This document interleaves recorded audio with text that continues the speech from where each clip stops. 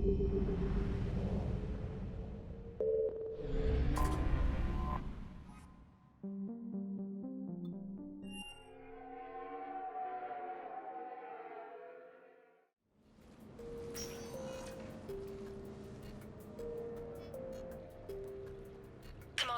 I've got Admiral Anderson on the QEC. Patching him through to you now. Shepard. Admiral, how are you holding up? Day by day, Commander. Yeah. Hackett sent me a message about this apartment. I want you to have it. Take it off my hands. Are you serious? You need a place that's yours. Somewhere to recharge, clear your head. Kaylee wanted us to settle down there.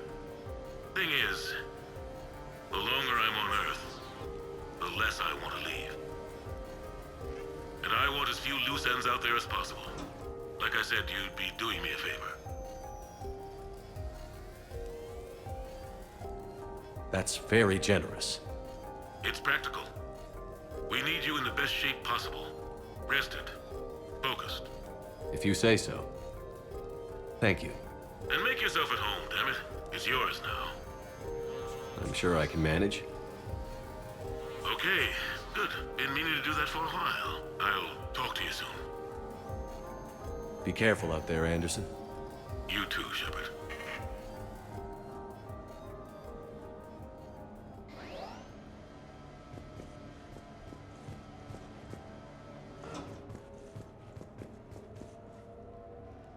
You never asked me about this, but my wife just called. My ex-wife. Nobody likes to talk about the toll that long months apart can have on military relationships. I received a new message. She wasn't military. She couldn't handle it. But it's not even about military and non-military, damn it. It's space flight. Space flight. Finding the mass relays, miracles of engineering. Human imagination rising to meet our desires. We pay a price for that curiosity, that drive. Our relationships suffer. People we love suffer. But that's reality. And it's worth the cost. I must have thought it was. I guess I still do. In the end, you just have to hope you made the right choices.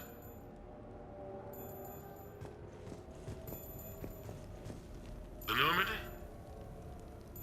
A brand new ship. My ship. You don't forget that moment. The first time you're standing there. The whole crew looking to you for direction. Unforgettable. I'd led men and women before that. Seen a lot of combat already. Always managed to find my way home in one piece. Do that a few times, you begin to think you know better than the next guy. Maybe you do, I don't know. But if you're lucky, really lucky, you find yourself on a good ship, in front of a good crew. A crew you can trust with your life. Gifted. Disciplined. Brave. All of them. Eager to set sail into the endless black ocean. I still remember my XO asking what my orders were. Shepard, I said. Let's see what we can find.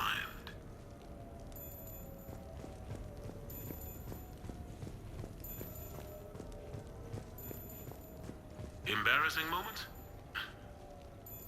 I've got more of those than anyone will ever know. Only way to learn something. But if I had to pick one to share... I had just gotten promoted to N7. Full of myself. King of the castle.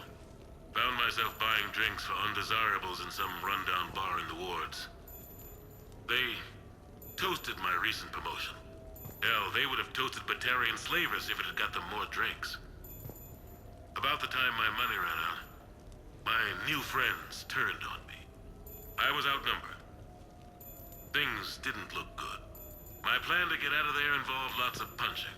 Well, that worked for a while. Then a table hit me. Or I fell down.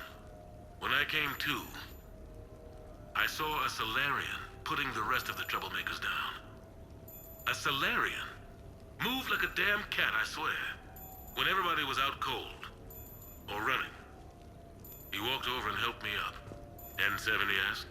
Yes, sir, I replied. He looked over my collection of unconscious friends, nodding. Not bad, human, he said. Then he walked away. I had met my first Spectre. Learned an important lesson that day. No matter how good you think you are, there's always somebody quicker, faster, and a hell of a lot smarter than you just around the corner. That little lesson's kept me alive more than once since then.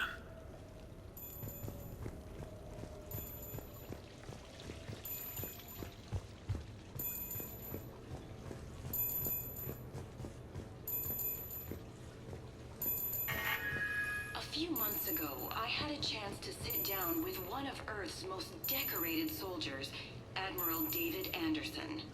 He was kind enough to answer my questions and talk about his career. Today, the Admiral is on Earth, leading the defense of our home against the Reapers. We have no communication with him or any soldiers on Earth, but we can't forget what they're doing for us. Tonight's show is dedicated to all of the soldiers out there, fighting and dying to keep us safe. Admiral Anderson, today marks the 30th anniversary of the N7 program. Can you describe your first day of training in this now famous program? The Interplanetary Combatives Training Program is all business from day one. How so? We're given basic gear, then separated and stranded on an asteroid with no nav data. The test ends when the last person runs out of oxygen. Sounds daunting. What happens to the ones who run out of air first? Out of the program. The best N7s can survive alone, but work together to survive even longer. That's very impressive, Admiral. Deep space survival training. That has to be so difficult. All of it would take such strength of character. Well, just plain strength. But then you seem like a strong person. I'm sorry. Is there a question in there? Well, does the program make the man? Or do you think you were born for this? It's a bit of both, I suppose. Every soldier reaches a point in their career, sometimes more than once, when they are asked to give more than they ever thought they could. That moment is the test. I've seen men and women, almost sure to fail, persevere long past the point of breaking. That experience changes them. Others, with all the gifts and abilities, fail in that moment. Sometimes they pick themselves up and carry on. Sometimes they're just done. What about you? What was your moment? I've had a few, none of which I'd like to share. But I think the toughest tests are still ahead of me. What makes you say that? Call it a hunch. Soldier's intuition? Something like that. Do you trust your intuition? I mean, do you follow your heart over your mind? Well, it depends on the day. No, I suppose if I were to be honest, I do trust my instincts. The problem is, war isn't orderly. And the enemy is never predictable. Even the most experienced veteran is going to find themselves in situations they haven't trained for. In those instances, and there's more than I'd like to admit, your instincts are the only thing keeping you alive. That, and the men and women you're fighting beside. But soldiers are only as good as their leader, isn't that true? Yeah. A good leader can make an okay squad great. A bad leader, well, war tends to make examples of them. What makes a good leader, then?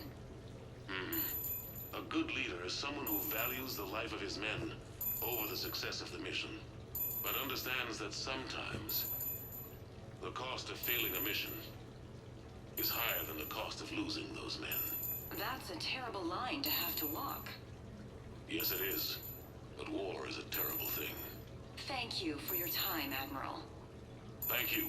The remainder of this interview was to take a more personal look at Admiral Anderson's life.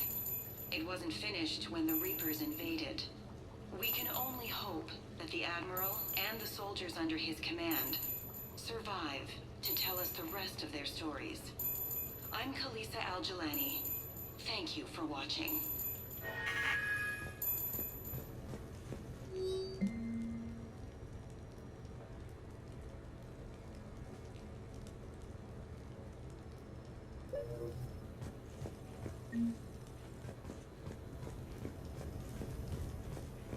What was... What was I talking about? Early days, right? People ask why I joined the military. Everyone talks about honor, duty, sure. But that's never the whole truth. It's 100 little things that add up to commitment. I joined because of a dog.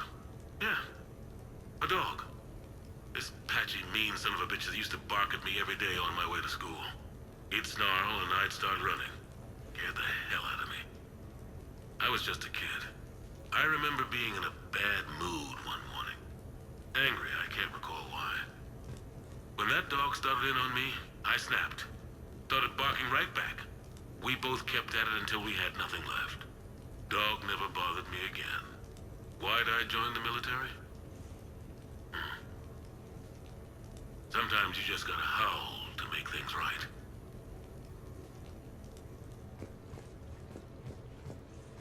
No, it's fine. I got a few minutes. First contact war? Yeah, I was there. My first real combat. First for a lot of us. I remember one night early in the war, strapped to my seat as our transport approached the LZ. Everyone was dead silent. Just the sound of breathing. Good men. I trained with all of them. We were always joking and horsing around, but not this time. Just the rattle of the shuttle. And that heavy breathing. Everyone was thinking the same thing. We're off to fight alien invaders. Aliens. Think about that. We all grew up wondering what was out there. If we were alone in the universe. Now we knew. We weren't alone. And we were in trouble. So there we were. About to face an enemy as different and unknown as we could imagine. I knew I had to say something, keep the men relaxed. So I turned to the soldier beside me, Hendricks, I think, and asked him how his mother was doing. Fine, he said. Why? Because I heard your mama so ugly the Marines thought she was a Turian. Almost shot her. I got a few smiles. Then Hendricks turned to me and said, "Hell, Anderson, I heard it was a picture of your mama that started this goddamn war in the first place. Scared the Turians shitless." Everyone had a good laugh at that. And the boys fought great that night. Sometimes that's all it takes. A joke, a pat on the back. Just a little reminder that everything's gonna be okay.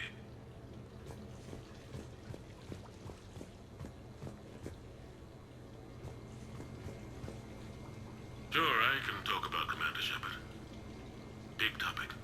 There's been a lot written about the Commander, but most of it isn't true. People are quick to judge.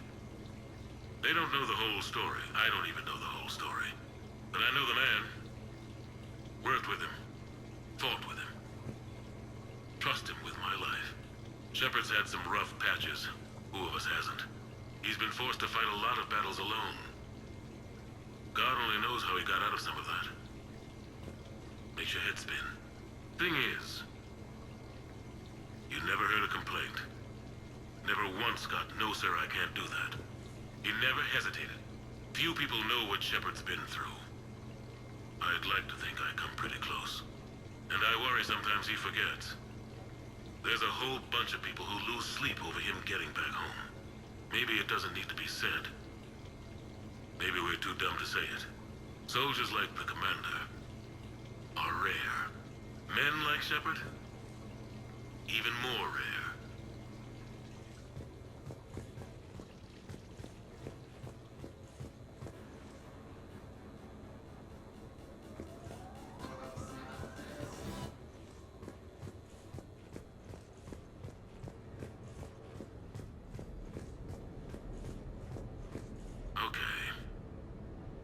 I have your new questions here. As a leader, do I ever feel that the end justify the means? Spirit of law over word of law.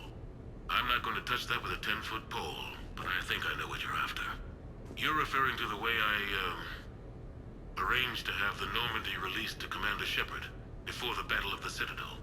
I'm not sure how valuable hindsight is to the military. Obviously, it worked out for the best. Without the Normandy and Commander Shepard free to do what they needed to do, what we needed them to do, Saren might have taken the Citadel. I think it's clear what a different galaxy this would be if that had happened. I did what I had to. If I had been wrong, I would have gladly accepted the repercussions. The real trick is never being wrong. If you're looking for more action and less philosophy in these notes, let me know.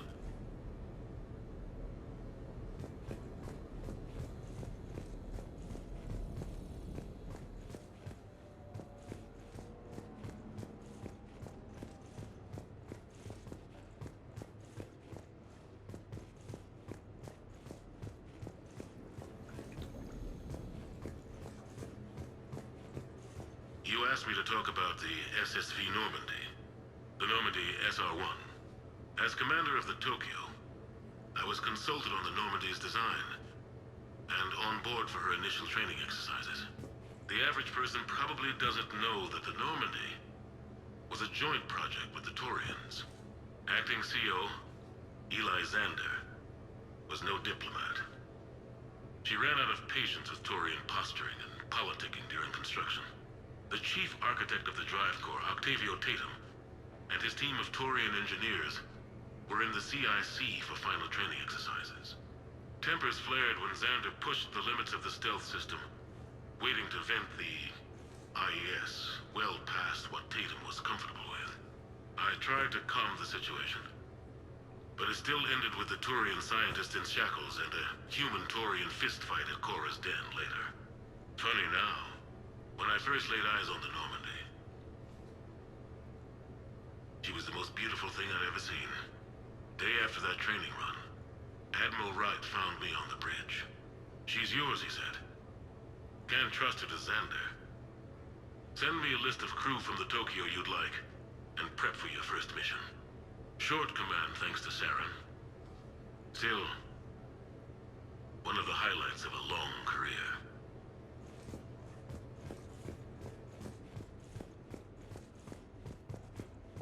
The Taurians? Well, I might not always see eye to eye with the politics and the individual, but I have a great respect for the Taurian military.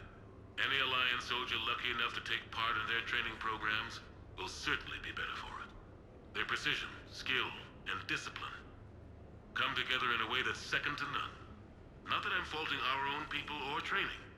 It's just that after fighting Taurians in the First Contact War, years later, I had the opportunity to observe and train on Palaven. It was a turning point for me, and I would encourage any soldier to try it. It's a unique experience to put yourself in the squad of a Taurian commander.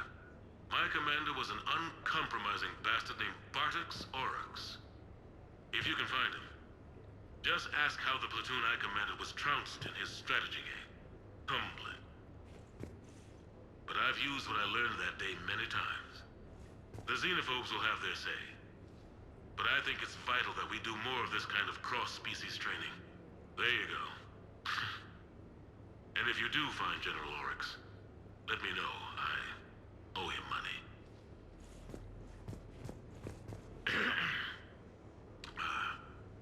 Okay.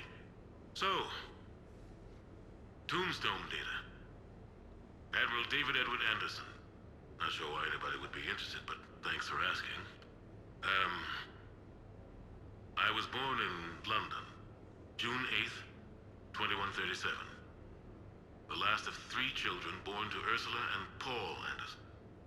A nurse and a flight mechanic, respectively. But that's a little dry. Someone's gonna spice this up, right?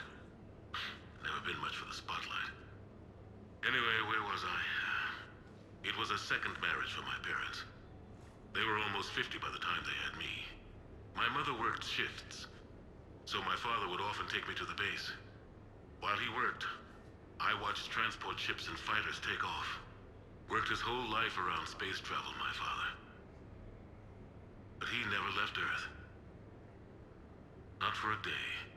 He was a good man. But that That's just a side note. Don't put that in. Who is it, Kaylee? Yes, I need to take that. I hope this is what you're after. I'll get to the more interesting N7 stuff next time.